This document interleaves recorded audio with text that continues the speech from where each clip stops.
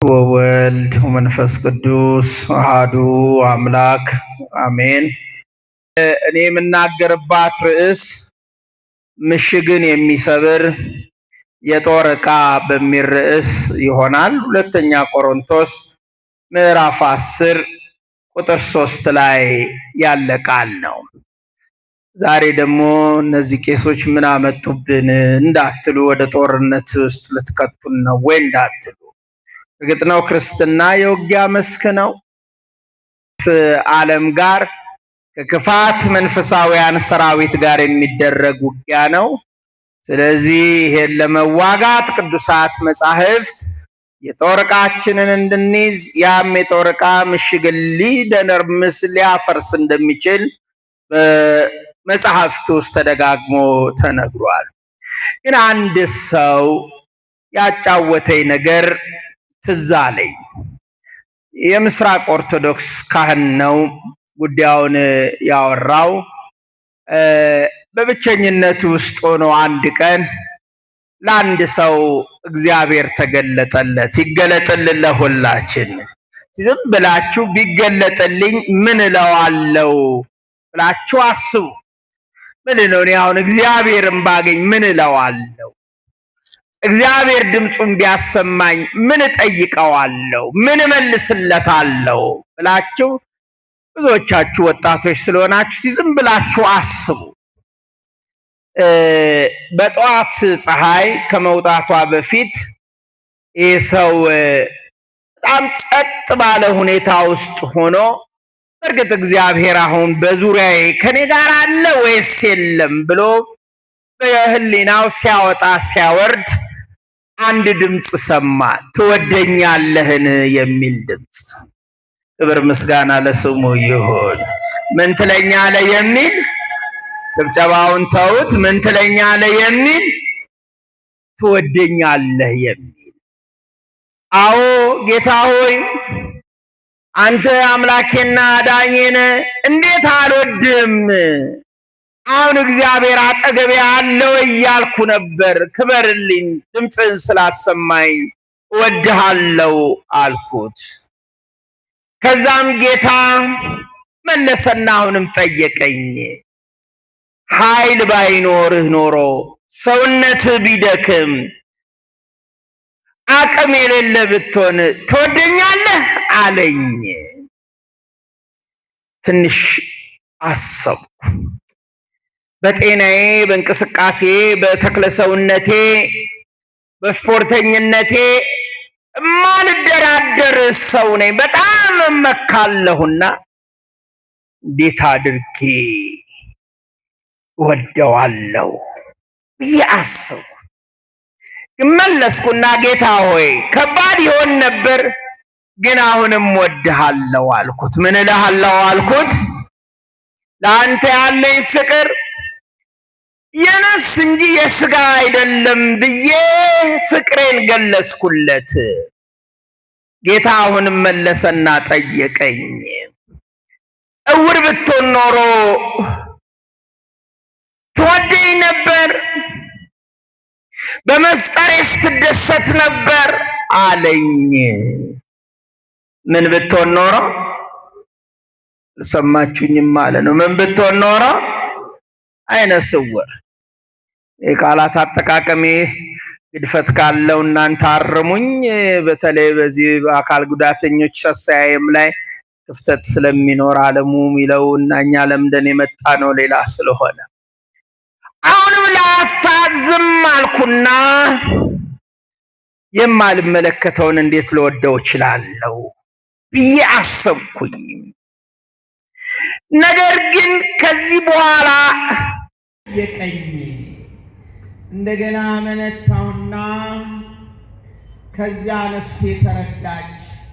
እውነተኛ ምስጋና በከንፈሮች ብቻ ሳይሆን በልብ ከሚቀርብ የሕይወት መስዋዕትነት ነው።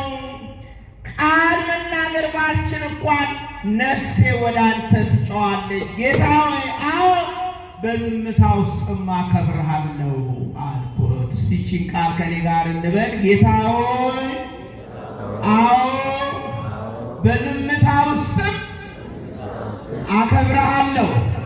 ምን አረጋለሁ? አከብርሃለሁ አልኩት። አሁንም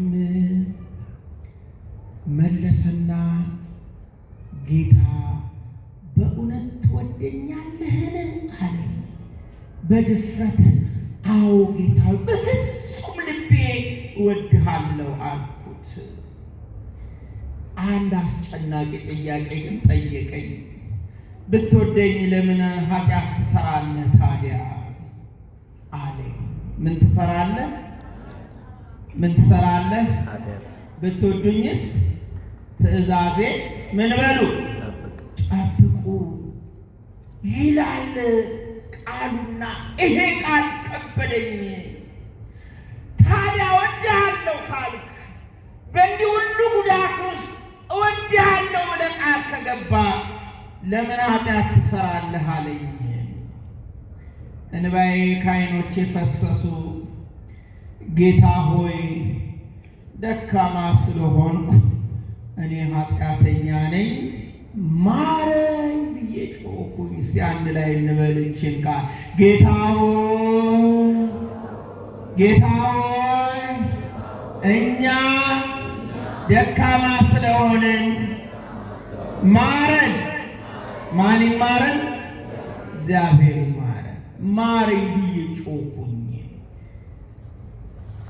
ጌታ ታዲያ በሰላም ጊዜ ከኔ ትሸሻለህ፣ የቸገረን ጊዜ ከኔ ጋር ትመጣለህ፣ ሰዎች እንዲያደንቁ አማኝ ትመስላለህ፣ ከኔ ፍርድ ይልቅ የሰዎችን ትችት ትፈራለህ አለኝ። ምንም ቃል አልነበረኝም፣ እንባ ብቻ።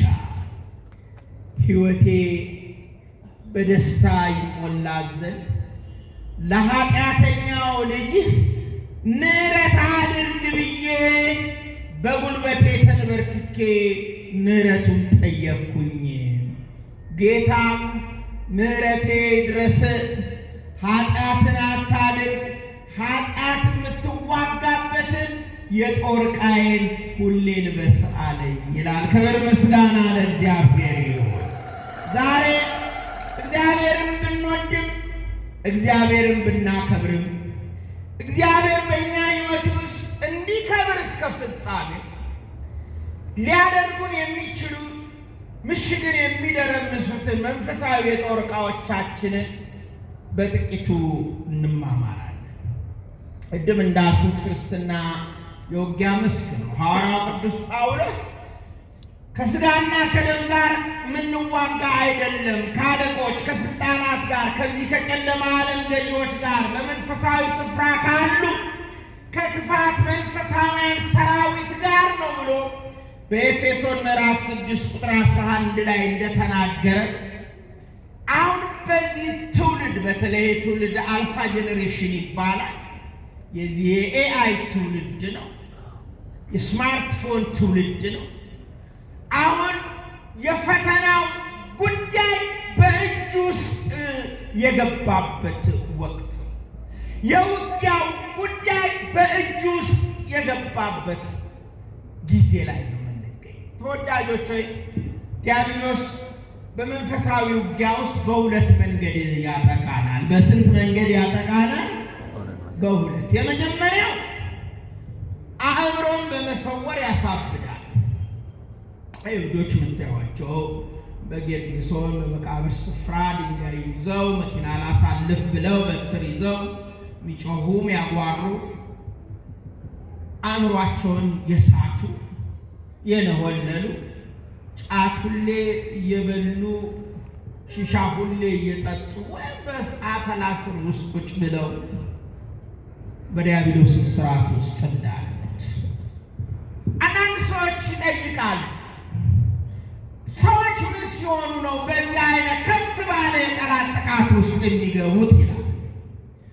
አላረዝመው ሳንጸልይ ስንቀር በባዕድ አምልኮ ስንሆን ይሄ ቤተሰቡ ውስጥ አንዱ በባዕድ አምልኮ ሲሆን ከቤተሰቡ መካከል አንዱ መለሳለው ቢል ወይም ግቡን ቢያስቀርበት ጠላት አስፈራርቶ አንዱን ይወጋውና አሁንም ግብሬ ክብሬ ቀረ ብሎ ውጊያ ይፈጥርና አእምሮ እስከ ማሳት ይደርስበት ጊዜ አለ። በእግዚአብሔር መርገም ሲመታ ከመርገሙ ይሰውረን ሁላችን። የእግዚአብሔር መርገም ሰዎች በኃጢአት ማማ ላይ ክላይማክስ በምንለው ላይ ሲደርሱ ሰው ምን ያደርገኛል እግዚአብሔርንም አልፈራም ብለው ኃጢአትም በድፍረት እያወቁ እየተናገሩ እያቀዱ ሲሰሩ እግዚአብሔር በድፍረት ኃጢአት ዳዊት የተናገረው አቤቱ ባሪያን ከድፍረት ኃጢአት ጠብቀኝ አለው ማለት ነው። ወምነኪር መሐኮለ ገብርከ ባሪያን ከድፍረት ኃጢአት ጠብቀኝ አለው ማለት ነው። ከአጋንንት ክፋት የተነሳ አጋንንት በባህሪያቸው ክፉዎች ስለሆኑ ሰይጣን ስሙ ለነፍሴ ዕዳዋ እንዳለ ደራሲ እንዲሁም ደግሞ አጋንንት በሚሰለጥኑበት ስፍራ በመዋል ሰዎች ለአእምሮ ቀውስነት ይዳረጋሉ። ሳይንሱ ከቤተሰብ ከሚያስጨንቅ ከድብርት ከጭንቀት ከልዩ ልዩ ጉዳዮች ጋር ወይም ደግሞ መነሻ ናቸው ብሎ ከሚገምታቸው ሀሳቦች ጋር እንደሚያወራው ሁሉ በመንፈሳዊ ሕይወታችን ደግሞ እነዚህ ምክንያት ይሆናሉ። ይሄ የመጀመሪያው ጥቃቱ። ሁለተኛው ጥቃቱ ግን በመቆራኘት ውጊያ ይከፍትብናል። ከዚህ ሰውረን ሁላችን።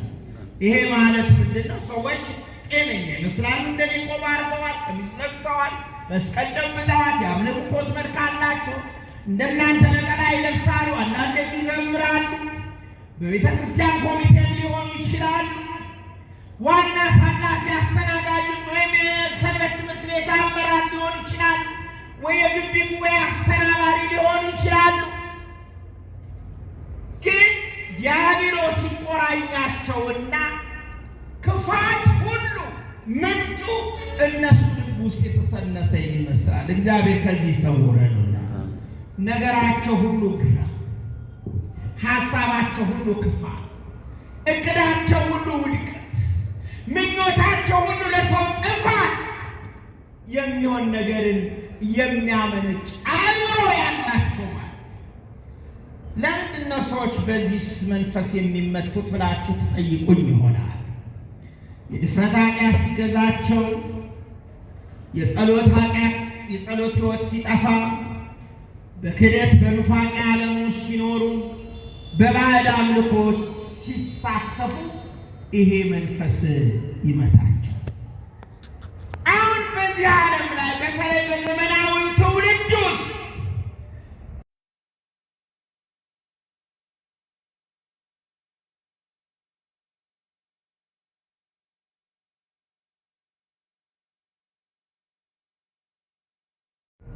ትልቁና ዋነኛው ፈተና ግን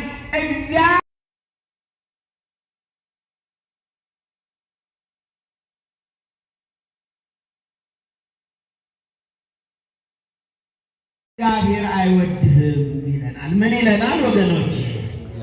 እግዚአብሔር ምን አይልም? አይወድህም እኮ። አሁን ያለ አኗኗር እግዚአብሔር ቢወድ ኖሮ በዚህ ሁኔታ ውስጥ ትገኝ ነበረ? በዚህ ህመም ውስጥ፣ በዚህ ችግር ውስጥ፣ በዚህ ፈተና ውጥረት ውስጥ እግዚአብሔር ቢወድ ኖሮ እንዳጠናኸው ግሬድ በዚህ መልክ መበላሸት ነበረበት።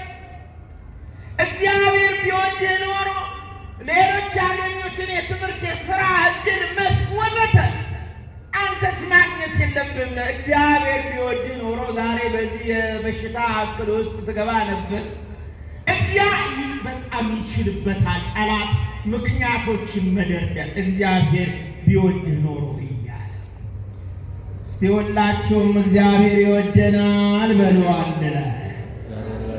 ድምፃችሁን ከፍ አድርጉና ጠላት ይስማ። እግዚአብሔር ይወደናል።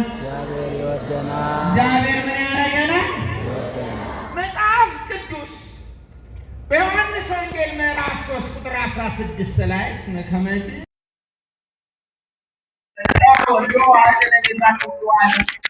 እግዚአብሔር አንድያ ልጁን ለሞት ያው ለመስቀል ሞት አሳልፎ ሲሰጥ ድረስ ዓለም አብረን እንበል እንጂ የመጽሐፍ ቅዱስ ወርቃማዋ ክፍል ትባል። በቃ የመጽሐፍ ቅዱስ የአዲስ ኪዳን የብሉይ ኪዳን ሐሳብ መጠቅለያ አብረን እንበል። እግዚአብሔር አንድያ ልጁን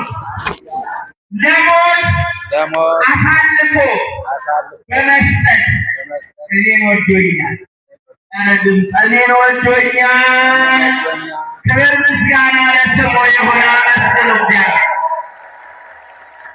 ዲያብሎስ ያለው ስላችሁ በደም የተገዛው ዋጋ ያለኝ ውድ ልጅ ነኝ ይወደኝ። ያውም በመስቀል ሞት፣ ያውም በችንካር፣ ያውም ምራቅ በመተፋት፣ ያውም በአሸንጎ በአደባባይ ለፍርድ በመቆም፣ ያውም በርቃን በመሰቀል፣ ያውም ተጠማሁ በማለት፣ ያውም በመቃብር ውስጥ በማደር ጌታ ኢየሱስ እኔን ወዶኛል ይወደኛል በሉ። ኧረ ልብላችሁ እግዚአብሔርን አመስግኑ። ጌታ ይህንን ሐሳብ በማቴዎስ ወንጌል ምዕራፍ 5 ቁጥር 45 ላይ ያለ ስሜት በጠላት ሙጫ ውስጥ ለወደቀ ትውልድ አድምጡኝ እናንተ እሱ በክፉዎችና በበጎዎች ኃይል ሳያዳላ ያወጣል። እሱ እግዚአብሔር ነው። ስሙ የተመሰገነ። እሱ በጻድቃንና በኃጢአተኞች ላይ ሳያዳላ ዝናብ ያዘንባል። ሁሉን ይወዳል። ፍርድ፣ ኩነኔ፣ ውድቀት እንደ ሥራ ነው። ሁሉንም በጸጋ ወስዶሃል ብሎ እግዚአብሔር እኛን እንደሚወደን በኃጢአተኛ በጻድቅ ሳይለይ የተፈጥሮ ሀብትን የተፈጥሮ ጸጋ ለመኖር መብት እግዚአብሔር እንደሰጠንና በነጻ ፈቃዳችን እንደምናቀናውና እንደምንጥለው ጌታ በወንጌል ስለዚህ አይወድም ሲላችሁ ዲያብሎስ ይወደኛል። ሁለተኛው የሚያደርገን ነገር ረስቶሃል ይለናል። ምን ብለዋል? ረስቶሃል። ለመሆኑ እግዚአብሔር ግን አንተን ያውቃል በስም ለሞሻል በስም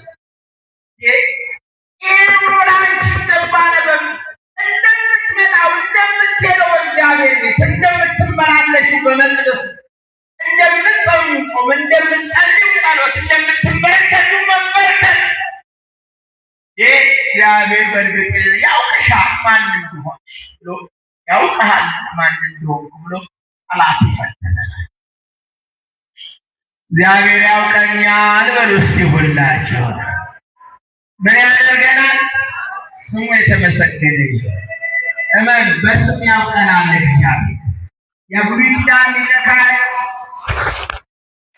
12ቱን የእስራኤል ነገድ በሁለቱ ኪስ ውስጥ በእነዚያ በከበሩት ዓለቶች ወይም ድንጋዮች ጽፎ ገብቶ ስማቸውን እየጠራ በቅድስተ ቅዱሳን ውስጥ የእግዚአብሔር ጥበቃ ከሕዝቡ እንዳለ እንደሚያደርጉ በጎቼን በስማቸው አውቃለሁ እጠራቸዋለሁ ያለ የድንግል ማርያም ልጅ ኢየሱስ ክርስቶስ በምንም አይነት አኗኗር ውስጥ በምንም አይነት ደረጃ ውስጥ በምንም አይነት እውቀት ውስጥ በምንም አይነት የሰውነት ተክለ ሕይወት ውስጥ ብንሆን እግዚአብሔር ያውቀናል። እግዚአብሔርን አመስግኑ። ማን ያውቀናል? አይረሳም። እስኪ አይረሳኝም፣ አይተወኝም። አንድ መዝሙር ነበር አለ አይተወኝም ጌታ እካስ ይወደኛል። አይተወኝም ጌታ ለካስ ይወደኛል። ዛሬም ስወድለው ልጅ ነኝ። ረታ ለእግዚአብሔር ምስጋና ስሙ የተመሰገነ ይሁን። እናንተን አይነት ኑሮ እስራኤል አንድ ገጥሟት ነበረ። ጠናቂ ሲበዛ፣ ምርኮ ሲበዛ፣ ብዝበዛ ሲበዛ፣ መቅደሱ ናቂ ደፋሪ ሲበዛ፣ በእግዚአብሔር ዙሪያ ደላላስ ሲበዛ፣ ድንበር ቆራሹ ሲበዛ፣ አስማራቱ ሲበዛ ዛር ትቶኛለች። ኢሳይያስ 49 ቁጥር 14 ላይ ራሱ እግዚአብሔር በነቢዩ አድሮ እንዲህ አለ ጽዮን ግን እግዚአብሔር ትቶኛል ጌታም ረስቶኛል አለች። በውኑ ሴት ከማኅፀኗ ለተወለደው ልጅ እስከማታራ ድረስ ሕፃኗን ትረሳ ዘንድ ትችላለችን? አዎ እሷ ልትረሳ ትችል ይሆናል። እኔ ግን አለ እግዚአብሔር፣ እኔ ግን አልረሳሽም፣ እነሆ በእጄ መዳፍ ጠርጬሻለሁ አለ። ምስጋና ለስሙ ይሁን። አሁን ስላት ታያችሁ አንድ መስቀል ቅርጽ አለች ግብጽ የተነቀሷት። ኮብቶች ብዙ ጊዜ እንደኛ ክር አያስሩ፣ እኛ ጃኮባውያን ስለሆን ነው። እነሱ መስቀል ይነቀሳሉ። ቢሞቱ መከራ ውስጥ ቢኖሩ ክርስቲያን መሆናቸውን ለማሳየት በራፍ ላይ ቤተክርስቲያን ጋር የሚነቅሷቸው እንጂ ይቻ እስክሞት ድረስ ከሰውነቴ ጋር አለች። በዘላለም ፍቅሩ የእግዚአብሔር ልጆች ስማችሁ በዛ አለ። ደስ ይበላችሁ ወገኖች።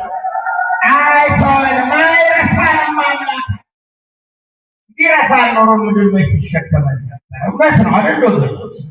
ቢረሳን ኖሮ አሁን እዚህ ጋር ቆመን መተንፈስ መች እንችል ነበር?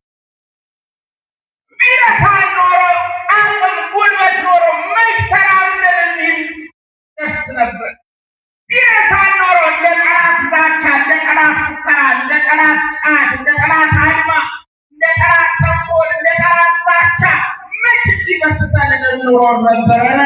እግዚአብሔርን አመስግነው።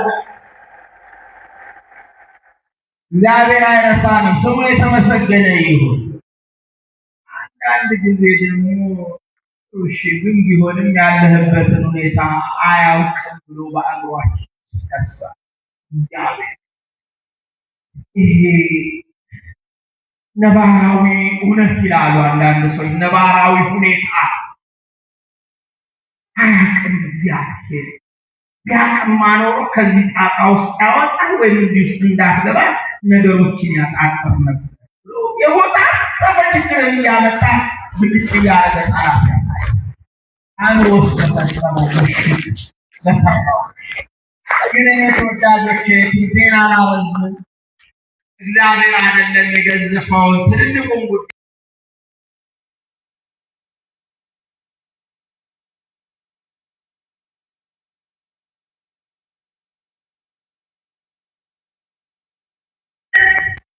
የራሳችን ጸጉር እንኳን ሳይቀር በእግዚአብሔር የተቆጠረ ነው ይላል። በማፊት ወገኖቼ ምን ማለት ነው? ጸጉር ታውቃላችሁ፣ ጸጉር በጣም ጠንቃ እንትናት በጣም ለቁጥር ማትመች ጸጉር ሰንጣቂ ረቂቅ የሆነ ነገር እኛ የምናውቀው የገዘፈ የትዳር ጉዳይ ሊሆን ይችላል፣ የልጅ አስተዳደግ ጉዳይ፣ የስራ ጉዳይ ሊሆን ይችላል፣ የአለቆች ጉዳይ ሊሆን ይችላል፣ የብሔር ፖለቲካው ሊሆን ይችላል፣ የቤት መፍረሱ ጉዳይ ሊሆን ይችላል፣ የንብረት ማጣቱ ጉዳይ ሊሆን ይችላል፣ መፈነቃቀሉ፣ ድመጸቱ፣ የኦርቶዶክሳውያን መሞቱ ጉዳይ ሊሆን ልዩ ልዩ ጉዳይ ሊያሳስበን ይችል ይሆናል። እመኑ እግዚአብሔር ጉዳያችንን ከዚያ በበለጠ ጥልቅ በሆነ የሕይወታችን ጉዳይ ሁሉ በእግዚአብሔር ፊት የሚታወቅ ነው። ስለዚህ እንደ ሐዋርያት ምን እንላለን? በስሙ ለተጠሩት ነገር ሁሉ ለምንድን ነው? አንድ ላይ በሉት። ነገር ሁሉ ለምንድን ነው? እንዲህ እያልን እንኖራለን። እንዲህ ብቻ አይደለም የምንለው ደግሞ እስመ በብዙ ጻማ ወድካም ሀለወነ ንባ ውስተ መንግሥተ እግዚአብሔር። ሐዋርያት በብዙ መከራ፣ በብዙ ተጋሮ፣ በብዙ እንግልት፣ በብዙ መገፋት፣ በብዙ መጨነቅ፣ በብዙ መሰደድ፣ በብዙ መገደል፣ በብዙ መሰደድ፣ በብዙ መፈናቀል፣ በብዙ መዋረድ፣ በብዙ መናቅ፣ በብዙ መተቸት ስለ ስሙ ዋጋ እየከፈል መንግሥቱን እንወርሳለን። ረልል ብለህ እግዚአብሔርን አመስግኑ። እግዚአብሔር ያለንበትን ሁኔታ ያውቃል። አሜን በሉ ወገኖች። እንዳትጠራጠሩ ማናችሁ። ግን የእግዚአብሔር ጊዜ ሲደርስ ካለህበት ችግር እግዚአብሔር ያወጣል። የማ ጊዜ ሲደርስ። ስለዚህ ስንጸልይ ምን እንላለን? ምን ይሁን እንላለን? ፈቃድ ይሁን። ምን ይሁን? ጠላት እንዲህ እያለ ይዋጋል። በእኛ ዘመን ቅድም እንዳልኩት አእምሯችንን ሲዋጋ የመንፈስ ጭንቀት፣ ግራ መጋባት፣ ፍርሃት፣ ራስን ማጥፋት። በተለይ ወጣቶች አሁን የምንሰማው ከመኖር መሄድ ይሻላል እያሉ ስልካቸው ላይ የፖስቱ የሚሞቱ ያው ደህና የምንላቸው ልጆች እኔ ዛሬ 20 ቀን አካባቢ አንድ በአይቲ ማስተርሱን የያዘ ሰው ትልልቅ የሆኑ ካምፓኒዎች ጋር ኢትዮጵያ ቁጭ ብሎ የሚሰራ ሶፍትዌር ዲቨሎፕ የሚያደርግ ልዩ ልዩ አፖችን የሚሰራ ልጅ ከመኖር መሄድ ይሻላል ብሎ አንድ ነው ለእናቱ ሞተ። ምን ብለን እንስበክ? እግዚአብሔር ከዚህ ሰውረንላችሁ። በቃ ምን እንበል? ያቺ በናይል ከተማ ልጇ ሞቶ ሰው ሁሉ አብሮ ሲያላቅሳት እንደነበረች ሴት ናት እናትየው የታየች። ምለው ጠፋ። እኔ አቅም የለኝ ተነስ ማለት አልችል። አያችሁ፣ አእምሯችን ውስጥ በሚፈጥረው መጠራጠር ምክንያት የተስፋ መቁረጥ ትውልድ፣ የተቅበዝባሽ ትውልድ፣ የፍርሃት ትውልድ፣ የግራ ተጋቢ ትውልድ፣ የተጨናቂ ትውልድ፣ በድብርት የሚያዝ በቀላሉ ትውልድ፣ ተስፋ የሚቆርጥ በቀላሉ ትውልድ አርጎ ሰይጣን አእምሯችን ውስጥ እየሰራ አእምሮን ሁሉ የሚያልፍ የጌታ ሰላም ከእናንተ ጋር ይሁን። አሜን ይሁንላችሁ። ምንን የሚያልፍ? አእምሮን ሁሉ የሚማርክ የሚያጸዳ እፎይ የሚያስብል የጌታ ሰላም ከእናንተ ጋር ይሁን። አሜን። ባካችሁ ወጣቶች፣ ይሄ ብቻ አይደለም። ጠላት አእምሮ ካሸነፈ ሁሉ ነገራችንን ያሸንፋል። አብዛኛው ጉዳያችን ምርኮ ውስጥ ይገባል፣ ይጠቃል። አእምሯችሁን ያዙ። የራስ ቆራዱ የእግዚአብሔርን ቃል ሙሉት። ስትሞሉት ልክ እንደ አንቲቫይረስ እየጠረገ ያወጣዋል። ሰው በቃሉ እግዚአብሔር ቃሉንና ክብሩን ማወጅ የሚጀምር ከሆነ የሰይጣን ምሽግ እየፈረሰ ይመጣል። በተለይ ጠዋትም ማታም እግዚአብሔር እረኛዬን የሚያሳጣኝ የለም፣ በለመለመ መስክ ያሳድረኛል፣ በዕረፍት ውኃ መካከል ይመራኛል፣ ነፍሴን መለሳት። ስለ ስሙም በምን መንገድ መራኝ? በጽድቅ አንድ ላይ በሉ። በምን መንገድ መራኝ? በሞትና በጨለማ መካከል እንኳን ብሄድ አንተ ከኔ ጋር ነህና አልፈራም። አእምሮ ከያዘ ጠላት የሚያመጣውን የጭንቀት፣ የድብርት፣ ራስን የመጥላት፣ የተስፋ መቁረጥ መንፈስ ሁሉ እየተጠረገ መውደቅ ይጀምራል። ይህ ብቻ አይደለም። ጠላት አሁን በዚህ በዘመናዊ ትውልድ ከወጣቱ ቀጥሎ ቤተሰብን የሚያጠቃው። ቤተሰብ የብዙዎች ቤተሰብ ህይወት የተመታ ነው። ሲያማት ነው። እግዚአብሔር ከዚህ ይሰውራል። ብላችሁ ቤተሰቡን አስታውሱ። ዞር ብላችሁ ብዙ እኮ ደስታ የለም። አንዳንድ ትዳር እኮ ለቅሶ ቤት እኮ እስከ መምሰል ይደርስበታል። አንዳንድ ትዳር የሙግት ሜዳ እስከመስል ይደርስበታል። አንዳንድ ትዳር ማረፊያ ሳይሆን ማፈሪያ እስኪመስል ድረስ የጭቅጭቅ አውድማ የሚሆንበት ጊዜ አለ። ከዚህ የመጣ ትውልድ ታዲያ ሀገርን፣ ቤተክርስቲያንን፣ ራሱን የትምህርት ተቋምን፣ የምድር ስፍራን እንዴት አድርጎ ሊለውጥ ይችላል? እግዚአብሔር ይማረን ሁላችን። ታላቁ ሊቅ ምን ይላል? ዮሐንስ አፈወርቅ የዲያብሎስ የመጀመሪያ ዓላማ ቤተሰብን ማጥቃት ነው። ምንን ማጥቃት ነው? ቤተሰብን ማጥቃትና ማጥፋት ነው። ምክንያቱም ቤተሰብ ከጠፋ ቤተ ክርስቲያንን በቀላሉ ማፍረስ ይችላል። ምን ማለት ነው? ሕንፃውን ማፍረስ፣ አጥሩን መዳድ አይደለም። ከበሽተኛ ቤተሰብ፣ ከማያምን ቤተሰብ፣ ከተጨቃጫቂ ቤተሰብ፣ ከሰካራም ቤተሰብ፣ ከጉበኛ ቤተሰብ፣ ጣዖት ከሚያመልክ ቤተሰብ የመጣ ትውልድ ማለት ነው። መንፈሳዊ ገጽታው አናሳ ሆኖ ቤተ ክርስቲያንን ያውካል ማለት ነው። እግዚአብሔር ከዚህ ይሰውረን።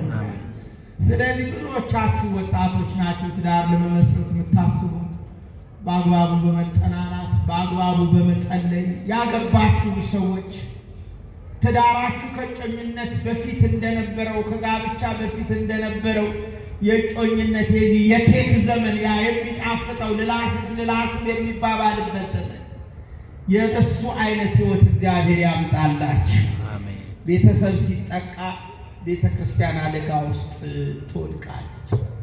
የዚህ ዘመን ትልቁ የመጨረሻው ጥቃት ደግሞ የማህበረሰብ ጥቃት። ኢትዮጵያችን ያንን ትመስላለች። ዛሬ በዘር እየተቧደን ነው። ሀገረ መንግስቱ ለ3000 ለ4000 ዓመት እዚህ እንደደረሰ እናምናለን።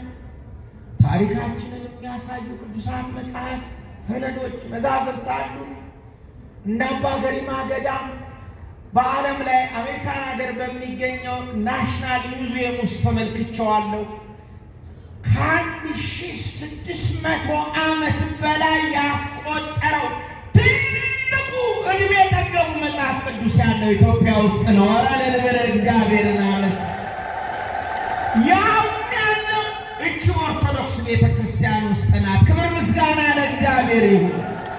ዛሬ አንዳንዶች እድሜ ጠገብ መጽሐፍ ተርጉመን አዚመን ሰብከን አመድብደን ጸንጽለን ወርበን የምንኖረውን ኦርቶዶክሳውያን መጽሐፍ ቅዱስ አታውቁም ሊሉን ይሞክራል። አያሳፍርም? እኔ በሕይወት ጭምር ነው የምንኖረው። ሰው ሁሉ ወንድሜ ነው ብለን በሕይወት ጭምር ነው የምንኖረው። ለሰው ሀገሩ መንግሥተ ሰማያት ነው ብለን ነው የምንኖረው። ድንበር ሳናካልን፣ ወንዝ ሳናካልን፣ ቋንቋ ብሔር ሁሉንም በህብረት ይዛ አባታችን ወይ ብላ ስም እየጠራች የሰማይ አምላክ የምታመሰግን ይቺ ቤተ ክርስቲያን ናት። እልል ብለህ እግዚአብሔርን አመስግነው። ግን ጠላት በፈጠረው የማህበረሰብ ጥቃት በዘር በጎሳ በወንዝ በቋንቋ አመፅ ሁሉ ምድር ላይ እስኪበዛ የአመፅ ውጤት የሆነውን መለያየት ነዷችን ላይ ተሸክመን ከየት መጣ ስትሉ ተፈናቅዬ፣ ከየት መጣ ስትሉ ጦርነት ብሶ፣ ከየት መጣ ስትሉት ንብረቴ ወድሞ፣ ከየት መጣ ስትሉት እንዲሆኝ እያለ የሚናገር ትውልድ አገሪቱ ውስጥ የበዛው ጠላት ማህበረሰብን ስላጠቃ ነው። ይህን ጥቃት እግዚአብሔር ያስወግድልን። እኔ አንድ ቀን አባታችን መላከ ሕይወት መኖሪያ 4 ኪሎ ነውና አገልግሎት የሌለኝ ቀን ሥላሴ ባለወልድ ቤተ ክርስቲያን ያስቀድሳሉ። ነጠላ ለብሼ እንደምመን ጥሩ የለበሱ የሽበት ዘውድ ያላቸው ገጻቸው የሚያምር አረጋውያን ተዘከረኝ እርዳኝ ልጄ፣ ትናንት ራቴን አልበላሁም ዛሬ የምበላው የለኝም ይላሉ። እግዚአብሔር ከዚህ ሰውረን ሁላችን። ጻድቅ ሲራብ ዘሩ ምህር ሲለምን አይቻል አቅም ነው የሚለው መጽሐፍ። እንዴት ያሉ መኳንንት እኮ ናቸው! ይገርማችኋል። ድሮኛ አይኑ ለፈረጠ እግሩ ለተቆረጠ ሰውነቱ ለጎበጠ በለምጽ ለተመታ በቁስል እንደ ኢዮብ በመከራው ስላለ ነው የምንዘከር የነበረው።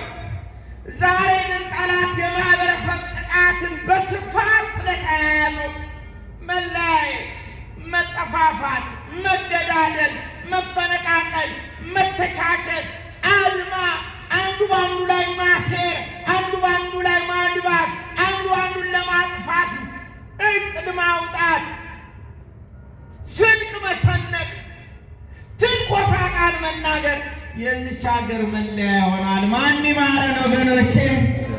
እስቲ ንገረኝ፣ ማን ይማረን? የማህበረሰብ ጥቃት ሊቆም የሚችለው ሰው ሁሉ ወንድሜ ነው ማለት ስንችል፣ ሰው ሁሉ በክርስቶስ ወገኔ ነው ማለት ስንችል ነው። ስለዚህ የተወደዳችሁ ወገኖቼ አሁን ይህንን የጠላት ምሽግ ለመስበር የሚያስችል የጦር ዕቃ እንዳለን ግን መጽሐፍ ቅዱስ ይነግረናል። የምን ዕቃ አለ? እንዲህ ይላል በሁለተኛ ቆሮንቶስ ምዕራፍ 10 ቁጥር 3 ላይ ቅዱስ ጳውሎስ በሰው ልማድ ምን የምንመላለስ ብንሆን እንደ ሰው ልማድ አንዋጋም፣ የጦር ዕቃዎቻችን ሥጋዊ አይደሉምና ምሽግን ለመስበር ግን በእግዚአብሔር ፊት ብርቱ ነው፣ የክርስቶስ ስንሆን እንዲህ ነው ይላል። እጅግ ቃል እንዴት ደስ ትለኛለች! እልል ብለህ እግዚአብሔርን አመስግን ወገን። ምሽግን ለመስበር ምንን ለመስበር? ምንድነው እኔና እናንተ ሕይወት ውስጥ የተመሸገው? በትዳር በኩል ነው ምሽጉ፣ በንግዳችን በኩል ነው ምሽጉ፣ በጥናታችን ነው፣ በምርምራችን ነው፣ በእውቀታችን ነው፣ በፖለቲካ ሳይሉ ነው፣ በማህበረሰብ በብሔረሰብ ማንነታችን ውስጥ ነው፣ በቋንቋ አገልግሎት ውስጥ ነው፣ በእጮኝነት ሕይወት ምኑ ጋር ነው ሰይጣን የመሸገብን?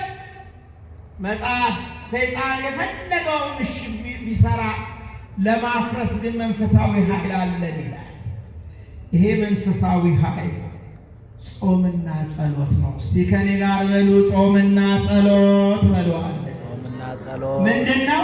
ጾምና ጸሎት የማቴዎስ ወንጌል ምዕራፍ 17 ቁጥር 21 ላይ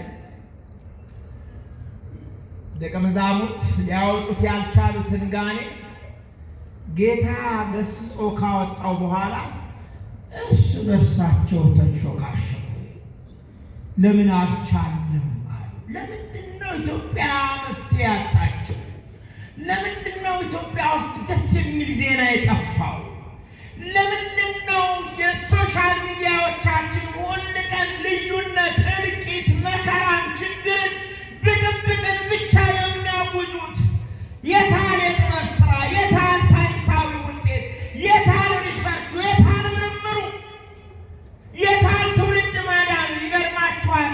ሰሞኑን ከአንድ ወር ምናምን በፊት ሐኪም የሚባለው የፌስቡክ ገጽ ላይ ከ10 የሚበልጡ የኢትዮጵያ ዶክተሮች እንደውም አንዱ ነው እዚህ ባውደ ምሕረት መጥራት ባልፈልግም በኩላሊት ንቅለ ተከላ ስፔሻላይዝ ያደረገ ጽኑ ኦርቶዶክሳዊ ሰባኪና ተጋዳይ ሐኪም በአሜሪካን ሀገር ውስጥ የሚገኘው ብቁ የሆኑ ዓለም አቀፍ ሐኪምነታቸውን የሚያረጋግጥ ሰርተፊኬት ለእነዚህ ሰዎች ሰጥቶ ነበር።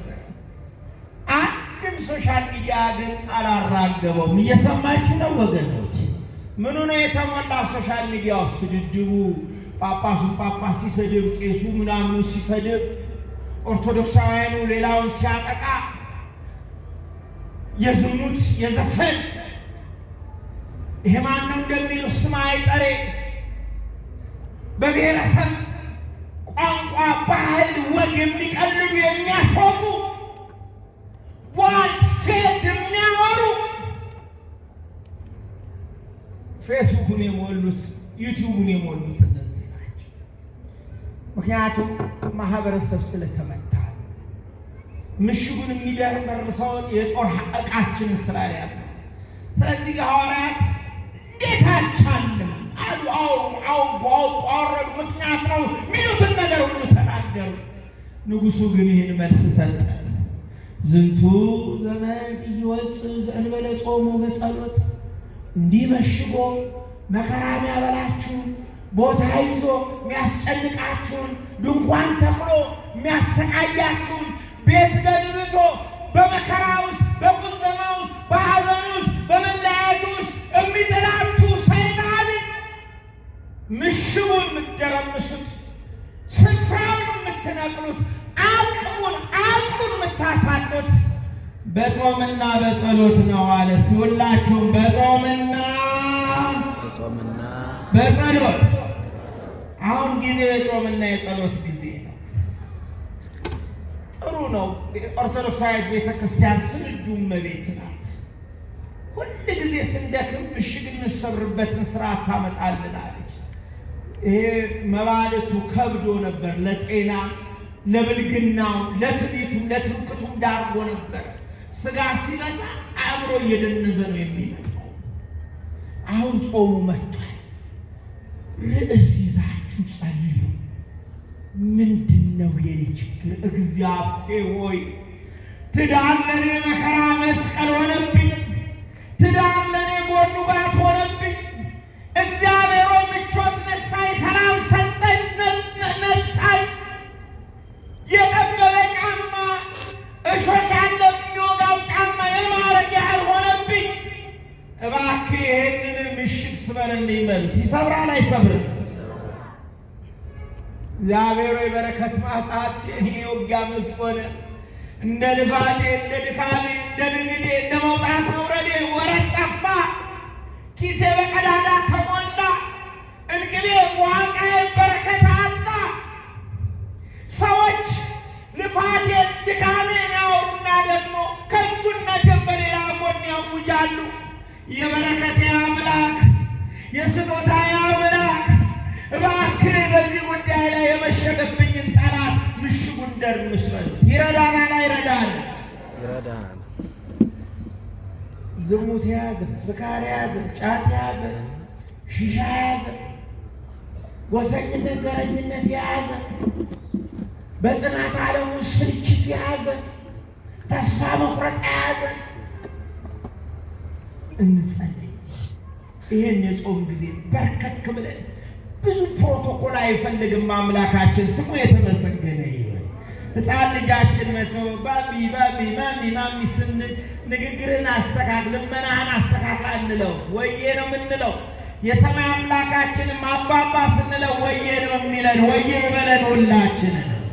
አለው ነው የሚለን፣ እሰማለው ነው የሚለን፣ ተናገር ነው የሚለን። በምናውቀው ቋንቋ መጠን እግዚአብሔር እንደያኗኗራችን እናውራው። ምሽጋችንን ሊሰብር የታመነ ነው። ያስተማረን የመከረን እግዚአብሔር ስሙ ለዘላለም የተመሰገነ ይሁን። ከኔ የቀረውን ወንድማችን መምህር ዮናስ አባታችን መላከ ሕይወት አሳፍተው ያስተምሩልናል። መልካም ምሽት ይሁንላችሁ። የድንግል ማርያም ረድኤት በረከት ከሁላችን ጋር